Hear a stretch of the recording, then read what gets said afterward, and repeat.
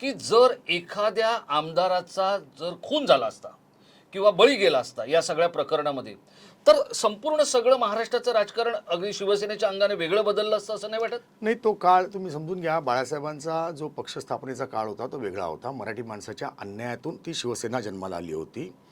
आणि त्यावेळेला जेव्हा मला आठवतंय, मी सेनेच्या तूही अनेक लोकांशी बोलला असशील त्यावेळेला, सेनेच्या मनोहर जोशी असतील की सगळे, म्हणजे मनोहर जोशींनीच मला हा किस्सा एकदा सांगितला होता की शाखाप्रमुखाची निवड बाळासाहेबांनी कशी केली होती. त्यावेळेला शाखाप्रमुखांच्या निवडीकरता सगळे नेते बसलेले असायचे, बाळासाहेब होते.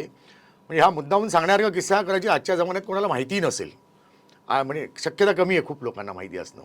आणि मुलाखतीमध्ये कोण टाय घालून आलं होतं, कोण कोट घालून आलं होतं, कोण अगदी व्यवस्थित सगळं आले होते. आणि एक मला वाटतं मालाड कांदिवली साईडचा कोणतरी एक माणूस मस्तपैकी 2 बटणं चेन बीन असा व्यवस्थित आला होता. आणि त्याला बघितल्यानंतर बाकीच्यांचे आता लीलाधर डाके होते, मनोहर जोशी होते, सुधीर जोशी होते, नवलकर होते, सगळीच मंडळी महत्त्वाची होती त्यावेळेला. आणि बाळासाहेब प्रत्येकाला विचारत होते. आणि हा जेव्हा आला तेव्हा त्या बाळासाहेबांनी विचारलं, तू काय करतो, काय शिक्षण झालं वगैरे सगळं झालं सुरुवातीला. मग बाळासाहेबांनी विचारलं, किती केस आहे.